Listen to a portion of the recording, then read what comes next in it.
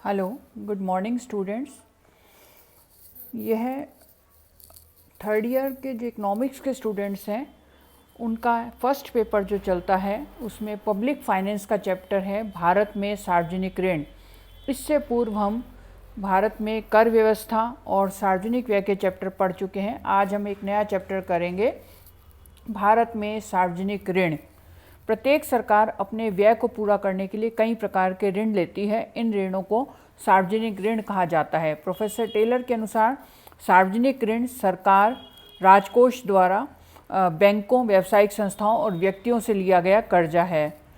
अतएव सार्वजनिक ऋण से अभिप्राय सरकार द्वारा लिए गए सभी प्रकार के ऋणों से है। इसमें देश के अंतर्गत और विदेशों से लिए गए दोनों ही ऋण शामिल होते हैं।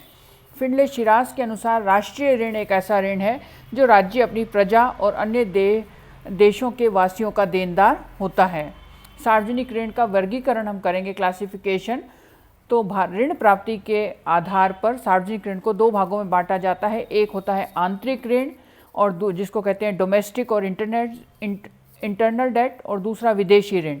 आंतरिक ऋण वह ऋण होते हैं जो किसी देश के अंदर उस देश की जनता अथवा बैंक आदि वित्तीय संस्थाओं से प्राप्त किए जा सकते हैं। विदेशी ऋण, जैसा कि नाम से ही स्पष्ट है, विदेशी तथा अंतर्राष्ट्रीय संस्थाओं से ऋण प्राप्त किए जाते हैं, उन्हें विदेशी ऋण कहते हैं। यह ऋण विदेशी मुद्रा में लिए जाते हैं। सामान्य रूप से इनके मूलधन और ब्याज का भुगतान भी विदेशी मुद्रा में किया जाता है। भारत में सार्वजनिक ऋण, सरकारी व्यय की वित्त व्यवस्था के लिए सार्वजनिक ऋण की व्यवस्था तीन विधियों में से एक है। दूसरी दो विधियां, जैसा मैंने आपको बताया, हम पढ़ चुके हैं, कर और दूसरा गैर कर आय, आंतरिक व विदेशों से प्राप्त अनुदान। गैर कर प्रचलित आय में मुख्यतः ब्याज आय और सार्वजनिक क्षेत्रों के उद्यमों से प्राप्त लाभ होता है। विदेशी सहायता अनुदान एवं या ऋण के रूप में ही प्राप्त हो सकती है। ऋण विदेशी सहायता का एक मुख्य भाग है, जबकि अनुदान केवल एक छोटा सा भाग होता है। सार्वजनिक व्यय और प्रचलित आय के बीच अंतर पूर्ण रूप से ऋणों के द्वारा वित्त व्यवस्थित किया जाता है। इसको ही सार्वजनिक ऋण कहते हैं। भारत में सार्वजनिक ऋण से तात्पर्य भारत सरकार के आंतरिक तथा विदेशी ऋण से है। आंतरिक ऋण में बाजार से ऋण, क्षतिपूर्ति बॉन्ड और इनामी बॉन्ड इत्यादि शामिल होते हैं। इसमें अस्थायी प्रकृति के उधार, जैसे आरबीआई द्वारा भी व्यापारिक बैंकों और जारी किए गए ट्रेजरी बिल होते हैं। सरकार आईएमएफ, विश्व बैंक, एशियन विकास बैंक आदि वित्तीय संस्थाओं से भी ऋण प्राप्त करती है। भारत के सार्वजनिक ऋण की मुख्य विशेषताएं। भारत में विभिन्न योजनाओं में आज़ादी से पूर्व भी ऋण लिए जाते थे और आज़ादी के बाद विभिन्न पंचवर्षीय योजनाओं में देश के विकास के लिए ऋण लिए गए हैं। इसकी विशेषताएं हैं, पहला, उत्पादक प्रकृति। भारत में केंद्रीय सरकार द्वारा अधिकांश सार्वजनिक ऋणों का उठाना विकास कार्यक्रमों के लिए वित्त प्रबंध से संबंधित है। जैसे ही ये विकास योजनाएं उत्पादन करने लगेंगी या प्रतिफल देने लगेंगी, सरकार के लिए इन ऋणों को वापस करना आसान हो जाएगा। परंतु हाल के वर्षों में सरकार ने सुरक्षा के उद्देश्यों से भी ऋण लिए गए हैं जो उत्पादक नहीं है, परंतु इस विषय के उद्देश्य के लिए भी लिए गए ऋण की मात्रा तुलनात्मक रूप से उस ऋण राशि से कम है जो उत्पादक उद्देश्यों के लिए ली गई है।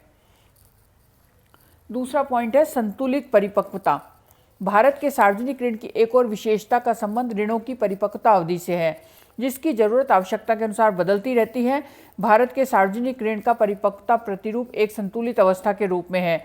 विभिन्न विकास योजनाओं के संदर्भ में यह आवश्यक हो गया था कि कुछ योजनाएं ऐसी हैं जिनकी निर्माण पूर्व अवधि बहुत लंबी है, जबकि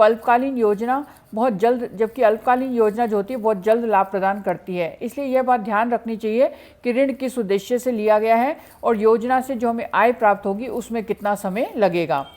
सार्वजनिक ऋण में तेज गति से वृद्धि। आज़ादी के बाद भारत में सार्वजनिक ऋण में तेज गति से वृद्धि हुई है। देश की विकास की आवश्यकताओं के अनुसार विभिन्न प्रकार के ऋण लिए गए हैं। डॉलर ऋणों में वृद्धि। अपनी विकास की आवश्यकताओं को पूर्ति करने के लिए भारत ने कई स्रोत ढूंढे। विदेशी सहायता विदेशी सार्वजनिक ऋण का मुख्य हिस्सा है। भारत ने पूंजीवादी और समाजवादी दोनों देशों से ही ऋण लिया है। आंतरिक वित्तीय संस्थाओं ने भी विकास उद्देश्य के लिए देश को काफ़ी ऋण दिया है। वह देश व संस्थाएं जिनसे सरकार ने ऋण लिया है उनको चार भागों में बांटा जा सकता है।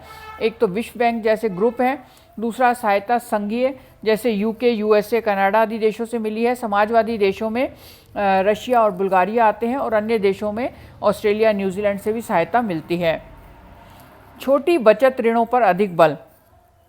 भारत में लघु बचतों ऋणों पर अधिक बल दिया गया क्योंकि सरकार ने एक समाजवादी कल्याणकारी राज्य की स्थापना का निर्णय लिया था और सरकार की मंशा थी कि समाज के प्रत्येक समूह और वर्ग अपनी अधिकतम क्षमता के अनुसार देश की विकास प्रक्रिया में अपनी भागीदारी सुनिश्चित करे। अन्य देशों की तुलना में कम ऋण।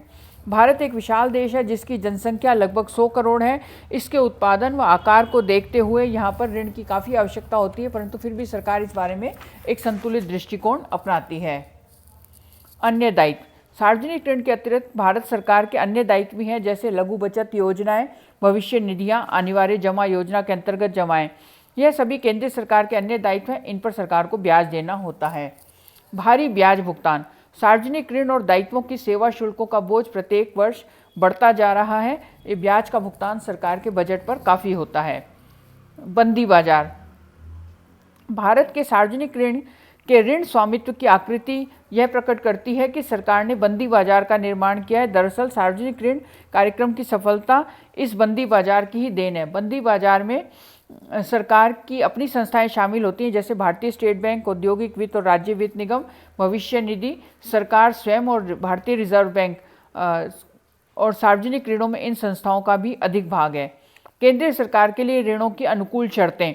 राज्य सरकारों की तुलना में केंद्रीय सरकार को ऋणों की प्राप्ति अधिक अनुकूल शर्तों पर हुई है। केंद्रीय सरकार ने विभिन्न देशों से ऋण प्राप्त किया है। भारत जैसे अल्पविकसित देश में सार्वजनिक ऋण की भूमिका या आवश्यकता अथवा सार्वजनिक ऋण के आर्थिक प्रभाव। भारत जैसे अल्पविकसित देशों में भारत सरकार की एक प्रमुख कार्य स्थिरता के साथ आर्थिक विकास को बढ़ाना होता है। हमें संतुलित विकास करना होता है। अर्थव्यवस्था के तीव्र विकास के इस उद्देश्य के लिए कुछ न्यूनतम शर्तें अनिवार्य होती हैं, जैसे प्रचुर प्राकृतिक साधन, दक्ष उद्यम, प्रशिक्षित मानवीय संसाधन, समर्पित लोक सेवाएं आदि। इसके साथ साथ आधारित तत्व पूंजी निर्माण या संसाधन एकत्रीकरण के लिए देश के तेज गति से विकास के लक्ष्य को प्राप्त करने के संदर्भ में वित्तीय साधनों के एकत्रीकरण के लिए प्रबल प्रयास किए जाते हैं। प्रोफेसर नक्से ने सही रूप से निरीक्षण किया है कि अल्पविकसित देशों के निर्धनता के दुष्चक्र को तोड़ने के लिए पूंजी निर्माण आवश्यक है। इसी प्रकार प्रोफेसर कुजनेट्स ने भी यह राय दी कि घरेलू पूंजी निर्माण में न केवल निर्माण और साज सज्जा और माल सूची की वृद्धि आवश्यक है, बल्कि वर्तमान उत्पादन के वर्तमान स्तरों को बनाए रखने के लिए अतिरिक्त अन्य खर्चों की आवश्यकता होती है। इसमें शिक्षा, मनोरंजन और भौतिक विलासिताओं पर भी व्यय है, जो लोगों के स्वास्थ्य और उत्पादकता की दृष्टि के लिए आवश्यक है। समाज के द्वारा वे सभी खर्च बेरोजगार जनसंख्या के मनोबल में वृद्धि करें। पूंजी संचय अथवा संसाधन एकत्रीकरण के बारे में उर्सुला हिक्स ने भी यह विचार प्रकट किया है कि वित्त की उचित विधियों का चयन बुरी योजना को अच्छा नहीं बना सकता, बल्कि उसे बेहतर बना सकता है। गलत विधियों का प्रयोग बढ़िया योजनाओं को भी तोड़ सकता है। आर्थिक विकास। भारत जैसे अल्पविकसित देशों के विकास के लिए सार्वजनिक क्षेत्र में किए गए व्यय में काफ़ी वृद्धि हो जाती है। अधिकतर विकास योजनाएं दीर्घकालीन होती है। इसके फलस्वरूप पूंजी का निर्माण होता है, लेकिन ये दीर्घकालीन योजनाएं होती हैं जो अपना फल देर से देती हैं। गरीबी के दुष्चक्र से बचाव। भारत जैसे अल्पविकसित देशों में गरीबी का दुष्चक्र पाया जाता है। इन देशों में पूंजी निर्माण कम होता है, बचत कम होती है। बचत इसलिए कम होती है क्योंकि लोगों की आय कम होती है। आय इसलिए कम होती है क्योंकि उसमें उत्पादकता में कमी होती है। उत्पादकता इसलिए कम होती है क्योंकि पूंजी निर्माण नहीं होता। अतः ये गरीबी का दुष्चक्र चलता रहता है। इसको तोड़ने के लिए सरकार निवेश करने के लिए ऋण लेती है। सामाजिक कल्याण। आधुनिक अर्थशास्त्री विश्वास करते हैं कि देश के आर्थिक विकास के लिए मानव पूंजी का बहुत अधिक महत्व है। भारत में विपुल मानव पूंजी है, तो ह्यूमन रिसोर्स डेवलपमेंट के लिए उनके शिक्षा, स्वास्थ्य और बीमा आदि पर सामाजिक सुरक्षा की योजनाओं पर खर्च करने के लिए सरकार ऋण लेती है। संकट काल। संकटकालीन अवस्था में सरकार के खर्च बढ़ जाते हैं, परंतु आय उस अनुपात में नहीं बढ़ पाती है। जैसे युद्ध, बाढ़, महामारी, अकाल में सरकार को काफ़ी धन खर्च करना पड़ता है। जैसा कि आपने अनुभव किया होगा कि कोरोना महामारी में सरकार को अर्थव्यवस्था के संचालन में अनेक समस्याओं का सामना करना पड़ा। आर्थिक नियंत्रण। सरकार को आर्थिक नियंत्रण के कारण भी सार्वजनिक ऋण लेने पड़ते हैं। कई बार देश में लोगों के पास मुद्रा की पूर्ति बढ़ जाती है और उसके फलस्वरूप कीमतें बढ़ जाती हैं। इन बढ़ी हुई कीमतों को कम करने के लिए, मुद्रास्फीति को प्रभाव कम करने के लिए, मुद्रा का प्रसार कम करने के लिए सरकार को धन की आवश्यकता न होते हुए जनता से ऋण लेती है। मंदी से रक्षा। कीन्स के अनुसार देश में मंदी की अवस्था को दूर करने के लिए सार्वजनिक ऋण एक महत्वपूर्ण साधन है। मंदी के समय देश में कुल मांग कम होती है, इसके परिणाम स्वरूप उत्पादन कम हो जाता है, बेरोजगारी बढ़ने लगती है। कम उत्पादन और बेरोजगारी की अवस्था से बचने के लिए सार्वजनिक व्यय को बढ़ाना आवश्यक होता है। इससे देश में मांग बढ़ेगी और आर्थिक स्थिरता प्राप्त होगी। भारत के लिए विशेष महत्व। भारत में सार्वजनिक ऋण का विशेष महत्व है। भारत में करों के द्वारा सीमित मात्रा में ही आय प्राप्त होती है। यहाँ कर व्यवस्था में परिवर्तनशीलता और उत्पादकता का अभाव होता है। जनता अतिरिक्त कराधान और करों में दरों में होने वाली वृद्धि का विरोध करती है। कर चोरी काफ़ी होती है। सार्वजनिक ऋण ऐच्छिक होता है। इसके फलस्वरूप उपभोग तो कम घटता है परंतु बचत को प्रोत्साहन मिलता है। बजट के अस्थायी घाटे को पूरा करने के लिए ऋण लिए जाते हैं। सार्वजनिक उद्योगों की स्थापना की जाती है, उसके लिए ऋण की आवश्यकता होती है और आधारभूत संरचना के निर्माण के लिए ऋण लिया जाता है। सार्वजनिक ऋण की समस्याएं। वास्तविक भार। पहली समस्या का संबंध सार्वजनिक ऋण के वास्तविक भार से है। चूंकि सार्वजनिक ऋणों का ब्याज सहित पुनः भुगतान विदेशों को करना होता है, अतः देश की अर्थव्यवस्था पर इसका भार पड़ता है। अप्रेरणात्मक प्रभाव। दूसरी समस्या का तात्पर्य है कि जब ऋणदाताओं बॉन्ड धारकों को ब्याज देने के लिए अधिक कर लगाए जाते हैं, इससे उद्यमों को जोखिम लेने और निवेश करने पर प्रभाव पड़ता है। क्रय शक्ति। सरकारी बॉन्ड अधिकतर तरल होते हैं और इसलिए उनको नकदी में बदलना भी आसान है। इससे क्रय शक्ति की समस्या हो सकती है क्योंकि कीमतों के बढ़ने से कठिनाइयाँ उत्पन्न होती हैं। मुद्रास्फीति से देश के आर्थिक विकास पर विपरीत प्रभाव पड़ता है। व्यर्थ व्यय। ऐसा भी कहा जाता है कि सार्वजनिक ऋण की इस विधि का सरकार अपव्ययपूर्ण और व्यर्थ व्यय में प्रयोग करने में लालच में आ जाती है। परिपक्व होने वाले ऋण का पुनः भुगतान। ऋण के परिपक्व होने पर उसका भुगतान करना या लौटाना भी एक समस्या पैदा कर देता है।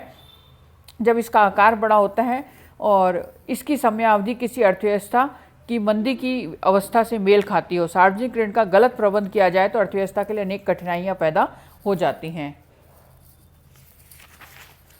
अब हम पढ़ेंगे कि सार्वजनिक ऋण की महत्ता है तो इसके लिए क्या सुझाव दिए जाते हैं। कि देश की अर्थव्यवस्था के लिए सार्वजनिक ऋण आवश्यक होता है, परंतु इसमें हमें ध्यान रखना चाहिए कि अनुत्पादक व्यय नहीं होना चाहिए। साधनों का एकत्रीकरण। विकास के लिए संसाधनों के एकत्रीकरण की आवश्यकता है। घाटे की वित्त व्यवस्था वाला छोटा मार्ग वांछनीय नहीं है। अधिक करेंसी नोट छापना देश में मुद्रास्फीति पैदा करता है। यह समाधान की बजाय और समस्याएं पैदा करता है। उत्पादक कार्य। विदेशी ऋणों का प्रयोग उत्पादक उद्देश्य के लिए किया जाना चाहिए ताकि अर्थव्यवस्था का तेज गति से विकास हो। अनिबद्ध ऋण। ऋणों के इष्टतम उपयोग के लिए आवश्यक है कि वे अनिबद्ध होने चाहिए। अनिबद्ध ऋणों का भारत अपनी इच्छानुसार उपयोग कर सकता है। ऐसे ऋणों की सहायता से कम कीमतों पर उत्तम क्वालिटी की वस्तुओं का आयात किया जा सकेगा। ऋण सेवा के भार को कम करना। भारत को ऋण सेवा के भार को कम करने का प्रयत्न करना चाहिए। जहां तक संभव हो उदार ऋणों को स्वीकार करना चाहिए। शेयर पूंजी को अधिक अधिमान।